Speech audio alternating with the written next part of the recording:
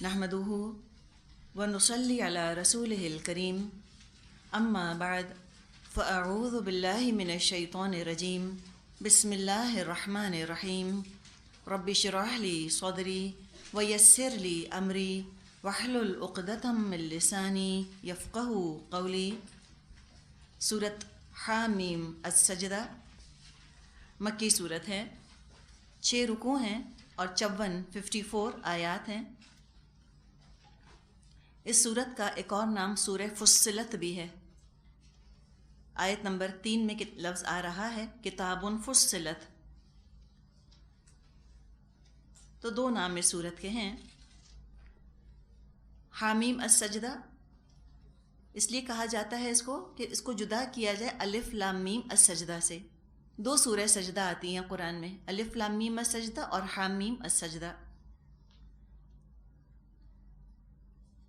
زمانۂ نزول اس صورت کا حمزہ رضی اللہ عنہ کے ایمان لانے کے بعد کا ہے اور عمر رضی اللہ عنہ کے ایمان لانے سے پہلے کا ہے۔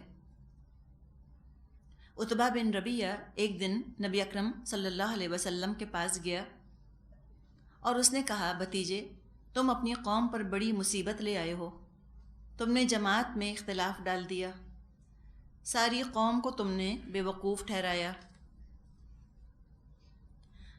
قوم کے دین اور ان کے معبودوں کی برائی کی اور ایسی باتیں کرنے لگے جس کے معنی یہ ہیں کہ ہم سب کے باپ دادا کافر تھے۔ اب ذرا میری بات سنو، میں کچھ تجویزیں تمہارے سامنے رکھتا ہوں، ان پر غور کرو، شاید کہ ان میں سے کسی کو تم قبول کر لو۔ رسول اللہ صلی اللہ علیہ وسلم نے فرمایا، ابو الولید آپ کہیے، میں سنوں گا۔ اس نے کہا، بھتیجے یہ کام جو تم نے شروع کیا ہے، اس سے اگر تمہارا مقصد مال حاصل کرنا ہے تو ہم سب مل کر تم کو اتنا کچھ دے دیتے ہیں کہ تم ہم میں سب سے زیادہ مالدار ہو جاؤ۔ اگر اس سے اپنی بڑائی چاہتے ہو تو ہم تمہیں اپنا سردار بنا لیتے ہیں، کسی معاملے کا فیصلہ تمہارے بغیر نہ کریں گے۔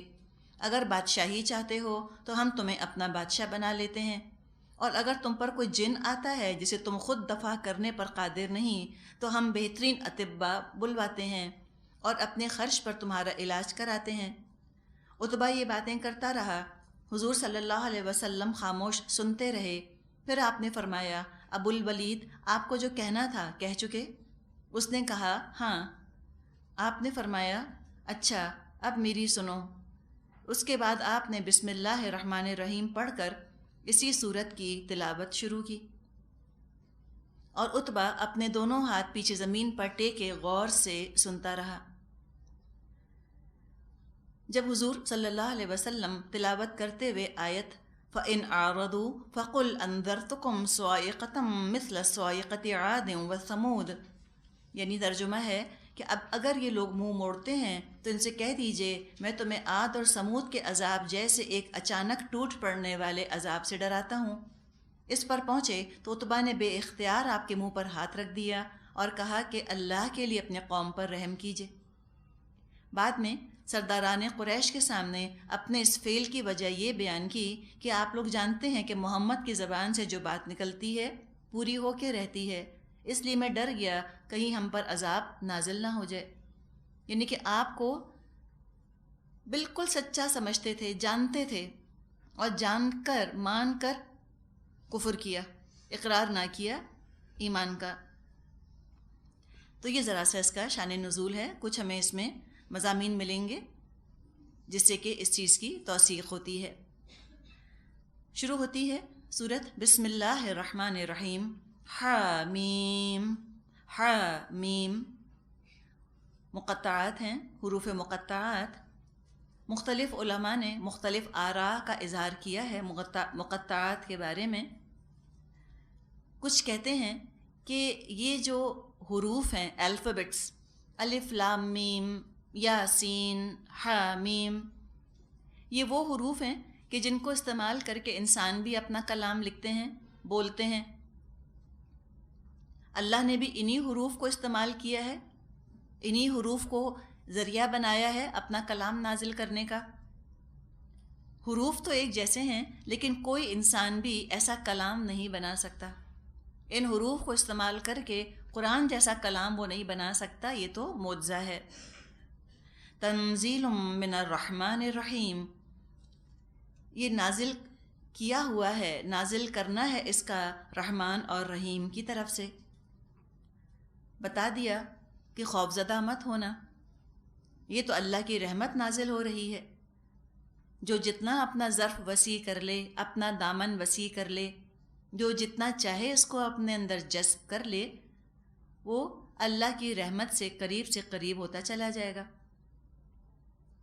ہم تو پڑھتے ہیں سورہ رحمان میں کہ الرحمن علم القرآن، رحمان جب اس کی رحمت جوش میں آئی تو اس نے قرآن کا علم دیا لوگوں کو، نہایت اہتمام کے ساتھ تھوڑا تھوڑا کر کے یہ نازل ہوا ہے تاکہ اچھی طرح جذب ہو جائے، عمل میں آسانی سے آ جائے۔ اب جو اس سے فائدہ نہیں اٹھاتا اپنا نقصان کرتا ہے۔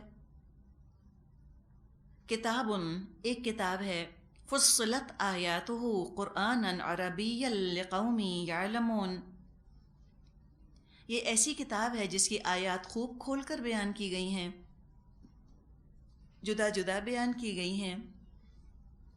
عربی زبان کا قرآن ان لوگوں کے لیے جو علم رکھتے ہیں۔ قرآناً عربین کی صفت ہم پڑھتے ہیں، عربی قرآن، اللہ نے اپنے کلام کو عربی قرآن بنا کر نازل فرمایا ہے۔ حقیقت ہے کہ قرآن سے صحیح معنوں میں اگر کوئی فائدہ اٹھانا چاہتا ہے، وہ چاہتا ہے کہ قرآن اس کے دل پر نازل ہو، قرآن کے ساتھ اس کا جذباتی رابطہ قائم ہو جائے، تو اس کے لیے ضروری ہے کہ وہ اتنی عربی پڑھ لے، اتنی عربی سیکھ لے کم سے کم، کہ قرآن کو بغیر ترجمے کے وہ سمجھ سکے، ترجمے کو دیکھنے کی حاجت نہ پیش آئے۔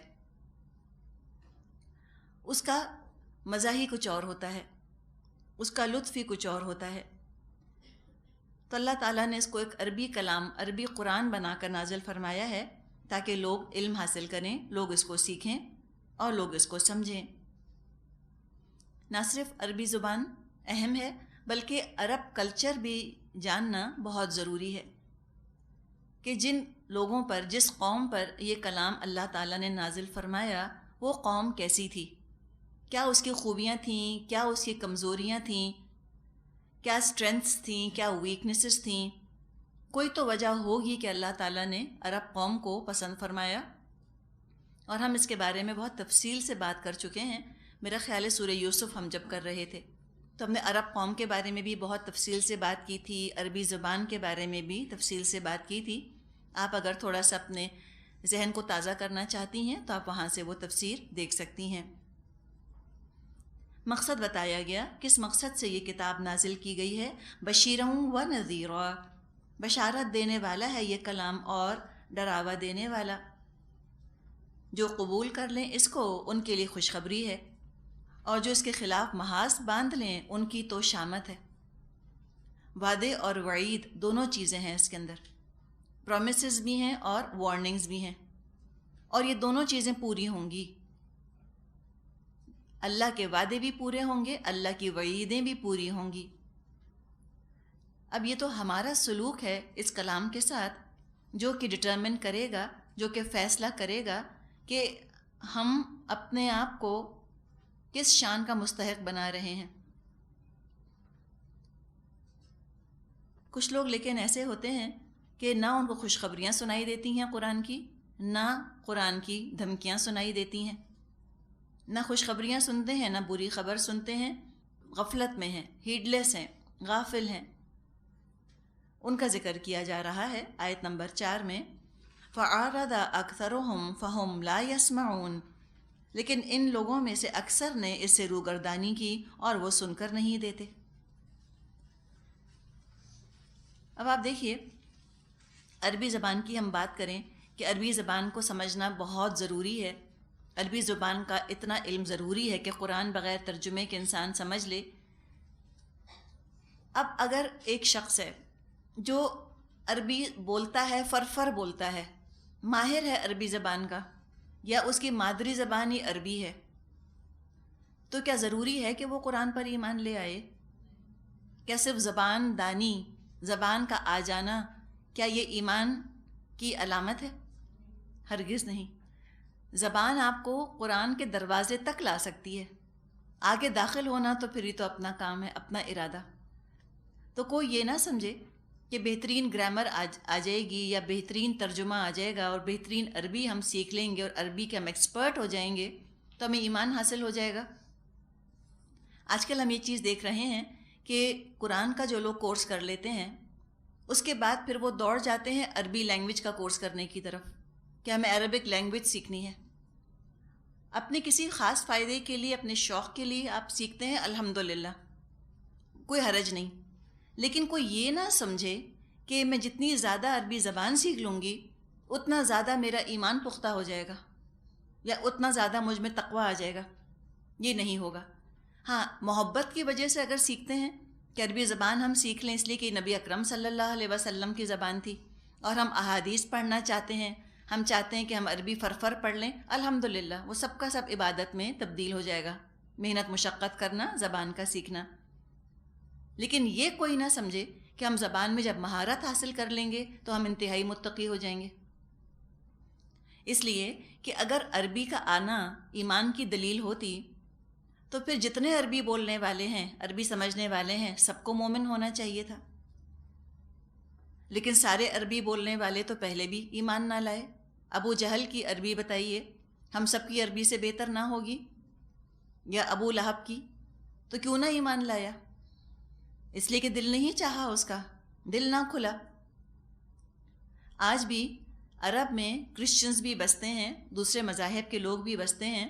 آپ کو ایسے بھی لوگ ملیں گے کہ جنہوں نے قرآن کا ٹرانسلیشن کیا ہے، قرآن کا ترجمہ کیا ہے انگریزی زبان میں، لیکن وہ خود ایمان نہ لائے، وہ ایمان کی دولت سے وہ سرفراز نہ ہو سکے۔ تو یہ عربی کا آ جانا کافی نہیں ہے۔ آج بھی سارے عربی بولنے والے تو کوئی پکے مسلمان نہیں۔ وجہ کیا ہے؟ کیوں نہیں سنتے؟ نہیں، اس لیے نیت کیا ہے؟ کسی اور ہی چیز کی ہے۔ اگر نیت یہ ہے کہ ہم صرف ٹرانسلیٹ کر رہے ہیں تو وہ چیز پہ دل پر اثر نہیں کرے گی۔ دل پر اگر اثر لینا ہے قرآن کا، اس کے لیے تدبر ضروری ہے۔ تدبر صرف علم انسان کو کامیاب نہیں کراتا، ہرگز نہیں، جب تک کہ دل کانپے نہ اور دل انسان کا لرز نہ جائے قرآن پر تدبر کر کے، غور کر کے۔ تو سننا پہلا سٹیج ہے، سننا تو چاہیے، لیکن سن کر فارغ نہ ہو جائے، سننے کے بعد اس کو سمجھے اور سمجھنے کے بعد مانے اور ماننے کے بعد عمل کرے۔ اگر کوئی یہ سوچتا ہے کہ بس سننا کافی ہے، سننے سے ثواب مل جائے گا اور صرف سننا جو ہے وہ سارے گناہوں کا کفارہ بن جائے گا، تو یہ خیال اس کا غلط ہے۔ ثواب یقیناً ملے گا سننے سے، لیکن صرف سننے سے کامیاب کوئی نہیں ہوگا، بلکہ جنتیوں کا تو عمل آتا ہے کہ وہ عمل کیا کرتے تھے۔ جنتیوں کی صفت عامل تھے، عمل کرنے والے۔ ہدی للمتقین، ہدایت حاصل کی تھی انہوں نے اس کلام کو پڑھ کے۔ تو یہ سنتے نہیں، دراصل کیا مطلب آپ کا؟ وہ کیا نہیں سنتے؟ کان نہیں سنتے کیا ان کے دل نہیں سنتے؟ کان کا سننا کچھ اور ہوتا ہے اور دل کا سننا کچھ اور ہوتا ہے۔ دل سے سننا، یہ کلام ہی ایسا ہے اللہ کا نا، اس کو دل لگا کر سننے کی ضرورت ہے، دل اور دماغ کھول کر سننے کی ضرورت ہے۔ تبھی کہا گیا ہے سورہ اعراف میں کہ وَإِذَا قُرِئَ الْقُرْآنُ فَاسْتَمِعُوا لَهُ وَأَنصِتُوا لَعَلَّكُمْ تُرْحَمُونَ۔ جب قرآن پڑھا جائے تو توجہ سے سنو اور خاموش رہو تاکہ تم پر رحم کیا جائے۔ Stop this internal chatter.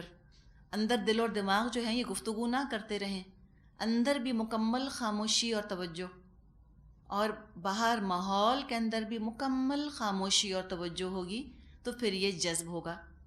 خاموشی قرآن کے جذب میں مددگار ثابت ہوتی ہے۔ بہت شور اگر ہے، بہت ہنگامہ ہے، ڈسٹریکشنز ہیں، سننے کے باوجود قرآن جذب نہ ہوگا، تو وہ دل سے نہیں سنتے۔ کیا کہتے ہیں؟ وَقَالُوا قُلُوبُنَا فِي أَكِنَّةٍ مِّمَّا تَدْعُونَا إِلَيْهِ وَفِي آذَانِنَا وَقْرٌ وَمِن بَيْنِنَا وَبَيْنِكَ حِجَابٌ فَاعْمَلْ اننا عاملون، مگر ان میں سے اکثر نے اس سے روگردانی کی اور وہ سن کر نہیں دیتے۔ کہتے ہیں جس چیز کی طرف تو ہمیں بلا رہا ہے اس کے لیے ہمارے دلوں پر غلاف چڑھے ہوئے ہیں، ہمارے کان بہرے ہو گئے ہیں اور ہمارے اور تیرے درمیان ایک حجاب حائل ہو گیا ہے۔ تو اپنا کام کر، ہم اپنا کام کیے جائیں گے۔ کیا بدقسمتی اور کیا محرومی ہے، دیکھیں خود ہی کہہ رہے ہیں کہ ہمارے دل تو پردوں میں ہیں۔ اکنتن، کاف نون نون مادہ ہے۔ کن کہا جاتا ہے چھپی ہوئی چیز، ایک غار جیسی چیز کو۔ کان ہم کہتے ہیں نا اردو میں مائنز کو، کان جس کے اندر خزانہ ہوتا ہے، اندر چھپی ہوئی چیز ہوتی ہے۔ تو اس کے لیے یعنی کہ جیسے پردہ یا کوئی کور ہوتا ہے وہ بھی چھپا دیتا ہے نا کسی چیز کو۔ پھر اکنتن پردے کے معنی میں آتا ہے، ہمارے دلوں کو ڈھانپ لیا ہے کسی چیز نے، ہمیں نہیں سمجھ آتا تم کیا کہہ رہے ہو۔ ابھی جو کہہ رہے ہیں کہ ہمارے دلوں پر غلاف ہیں، یہ حجاب کیا ہیں؟ بڑے موٹے موٹے غلاف چڑھ جاتے ہیں انسان کے دل پر، حب الدنیا کے، شہوت کے، نفس پرستی کے، لالچ کے، شرک اور نفاق کے پردے، یہ سارے پردے پڑ جاتے ہیں دلوں کے اوپر۔ اور ایک دفعہ دل نہ آمادہ ہو کسی بات کو ماننے کے لیے تو کان بھی اپنا کام نہیں کرتے، سن کر انسنی کر دیتے ہیں، اگنور کر دیتے ہیں، یا ایک چیز سنتے ہیں اور اس کو الٹے الٹے معنی پہناتے ہیں، غلط فہمیوں کا شکار ہوتے ہیں، کنفیوژنز کریٹ کرتے ہیں۔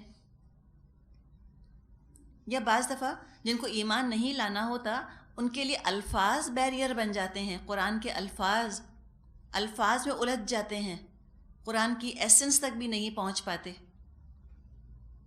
بجائے کہ دل عمل پر اکسائیں، وہ ایکسکیوزز پر اکساتے ہیں، مجبوریاں گنواتے ہیں کہ تم قرآن پر کیوں نہیں عمل کر سکتے، اور اپنے پیچھے قرآن کو چلانے لگ جاتے ہیں۔ یہ ہے دلوں کا اندھا پن، یہ ہے دلوں کا بہرا پن۔ بڑے بڑے عالم بھٹک گئے، علم نہیں بچاتا، یاد رکھیے گا، کبھی علم پر تکیہ مت کیجیے گا کہ علم بچا لے گا، یا اپنے آپ کو علامہ سمجھنے لگ جائیں کہ ہم اتنے بڑے عالم ہو گئے۔ اول تو ہوئے ہی نہیں، بالفرض اگر کبھی ہو بھی جائیں عالم، علم نہیں بچاتا کسی کو، اللہ بچاتا ہے۔ اللہ کی پناہ میں رہنا چاہیے۔ یہ علم سب سے بڑا شیطان بن جاتا ہے، اور عالم تو شیطان کو بے انتہا پسند ہے۔ وہ تو خاص فوکس کرتا ہے علماء پہ اور ایسوں کے اوپر جن کے پاس قرآن کا علم ہو، انہی کو استعمال کرنا چاہتا ہے اپنے شیطانی چالوں کے لیے۔ اکبر تو بیچارہ بالکل جاہل تھا، اکبر بادشاہ، اس کو کیا سمجھ آتی؟ اس کے جو نورتن تھے ابو الفضل اور فیضی، انہوں نے پٹیاں پڑھائی تھیں اس کو کہ تم دین الہی ایجاد کر لو اور کیسے کیسے ایجاد کرو، اور قرآن سے دلائل نکال کر اس کو دے دیے تھے کہ اسلام تو بس 1000 سال کے لیے آیا تھا اور اب اسلام کا زمانہ ختم، اب نیا دین تم بناؤ۔ اتنے بڑے عالم تھے کہ قرآن کی بے نقطے کی تفسیر لکھی تھی ان میں سے کسی ایک نے، ایسے حروف استعمال کیے تھے جن میں کہ نقطہ نہ آتا ہو، یعنی کہ توئے تھا زوئے نہیں تھا، فے نہیں تھا قاف نہیں تھا، جیم نہیں تھا خا نہیں تھا، صاد تھا ضاد نہیں تھا، ہا تھا صرف، اس طرح تفسیر لکھی ہے بامعنی۔ تو عالم تھے جبھی نا۔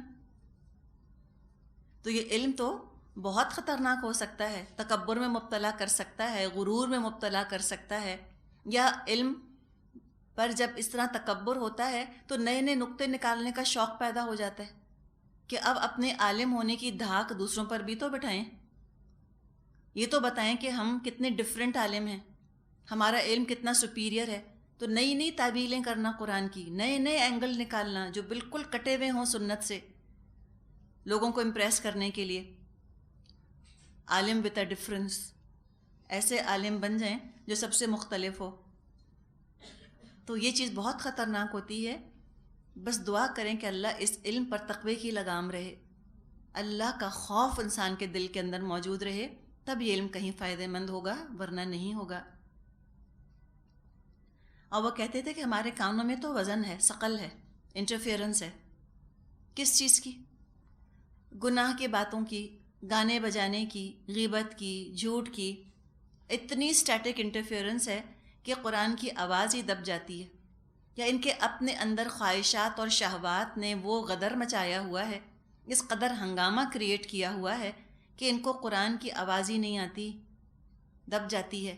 کبھی آپ ریڈیو میں کوئی اسٹیشن لگانا چاہ رہی ہوں، بعض دفعہ اتنی اسٹیٹک انٹرفیئرنس ہوتی ہے، آواز آتی ہے لیکن بالکل دب جاتی ہے وہ اسٹیٹک انٹرفیئرنس کے پیچھے۔ یہ ان کا حال ہے۔ بہت سی چیزیں ہیں جو کہ انٹرفیئرنس پیدا کر رہی ہیں، انہیں سننے کے باوجود کچھ سمجھ نہیں آتا۔ غائب دماغی سے انسان جب قرآن کو سنتا ہے تو کیا فائدہ اس کو؟ ایک آیت انسان حاضر دماغی سے سن لے، دل کھول کے، وہ کہیں بہتر ہے بجائے کہ پورا پارا انسان جو ہے وہ سن لے یا پڑھ لے اور دماغ اور دل اس کا غائب ہو، دل نہ لگ رہا ہو اور دماغ جو ہے وہ بند ہو، کسی اور ہی خیال میں مصروف ہو۔ اور وہ کہتے تھے کہ ہمارے اور تیرے درمیان تو حجاب ہے، پردہ ہے، کہ ہمیں ویو لینتھ نہیں ملتی تم سے، ہم تو بالکل ہی دو مختلف نقطۂ نظر سے بات کر رہے ہیں۔ اور یہ حجاب کیا ہے؟ شرک۔ شرک سب سے بڑا حجاب بن جاتا ہے۔ شرک کا تو انداز ہی کچھ اور ہے، توحید کا تو انداز ہی کچھ اور ہے۔ تو کہتے ہیں کہ ہماری کچھ ویو لینتھ نہیں ملتی تم سے محمد، تم کیا بات کہتے ہو، تمہارا پوائنٹ آف ویو ڈفرینٹ ہے، ہمارا پوائنٹ آف ویو ڈفرینٹ ہے، تو تم عمل کرتے رہو، ہم اپنی جگہ عمل کرتے رہیں گے۔ اب یہ جو کہہ رہے ہیں کہ تم اپنی جگہ عمل کرو اور ہم اپنی جگہ عمل کرتے رہیں گے، اس میں بھی بڑا تکبر ہے ان کا خیال یہ ہے کہ ہم بالکل ٹھیک کر رہے ہیں۔